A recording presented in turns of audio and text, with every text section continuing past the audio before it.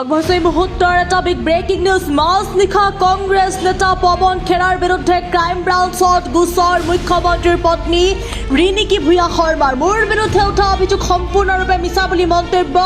Crime ব্ৰাঞ্চত গোচৰ দি মন্তব্য ৰিণিকী ভূঞা শৰ্মাৰ। দোষীয়ে শাস্তি পাবই লাগিব, যাৱজ্জীৱন কাৰাদণ্ড হ'ব পাৰে পৱন খেৰাৰ।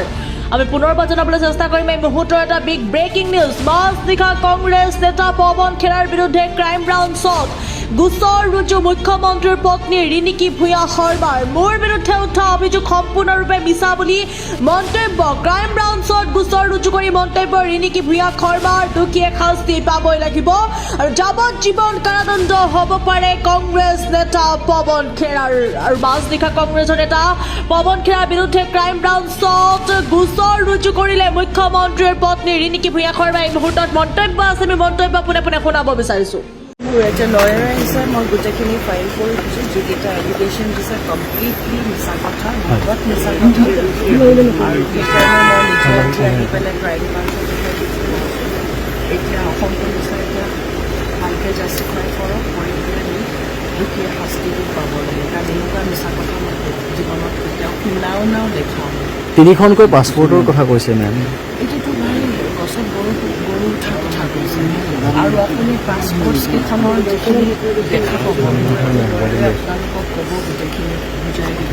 Completely AI generated, completely Photoshop, clearly violation of personal rights. ইলেকশ্যনৰ আগত এই ধৰণৰ পাছপৰ্ট উলিয়াই দিছে, কি ভাবিছেনো আপুনি? এইটো ইলেকশ্যনৰ আগৰ কাৰণে এইটো যিটো দেখিছে, একো এজেণ্ডা নাই। তেতিয়া কিবাহতো লাগিব লাগে। আৰু তাহাঁতে একচুৱেলি গোটেই বদমাচিখিনি মিছফায়াৰ কৰি পেলাই তিনিখন দেশত পাছপৰ্ট থকাটো এইটোতো গছত গৰু উঠা কথা কৈছে। আৰু এইটো কমপ্লিটলি ফল্ছ। কোনো ভাল মানুহে ভাল মগজ থকা মানুহে গৌৰৱ গগৈ ছত্ৰছায়াতে গোটেই কামখিনি হৈছে নেকি? আপুনি কিবা সন্দেহ কৰে? মই এইটো একো নকওঁ। মই আজি FIR লঞ্চ কৰি থৈছোঁ। অসম পুলিচক এতিয়া দায়িত্বটো দিছোঁ, তেখেতসকলে গোটেইখিনি মিলাই দোষী শাস্তি পাওক। আৰু এইটো এতিয়া গোটেইখিনি জুৰিষ্টিকশ্যন 52,000 কৰ'ৰ আছে ইনভেষ্ট কৰিছে আপুনি বুলিও এটা গুৰুতৰ অভিযোগ উত্থাপন হৈছে।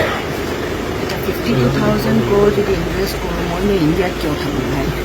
মইতো আজি গোটেইখন বুলি আজি যদি 52,000 কৰ'ৰ লয়, সেইটোতো আৰু এনেকুৱা কিছুমান কথা কৈছে, সেইটো মই একচুৱেলি মোৰ নিজৰ কোনো ভাষা নাই তাৰমানে ক'বলৈ। তাহাঁতি সংখ্যাখিনি মাল্টিপ্লাই কৰোঁতেও ভুল কৰি ক'লে যেন পাইছোঁ।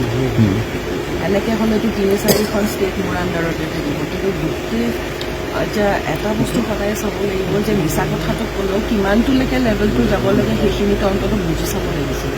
ক'ৰবাত মিছা কথাখিনি কোৱাটো ভুল কৰিলে নেকি তেওঁলোকে? সেইটো এতিয়া প্ৰুফ হ'ব, লিগেলি যাব।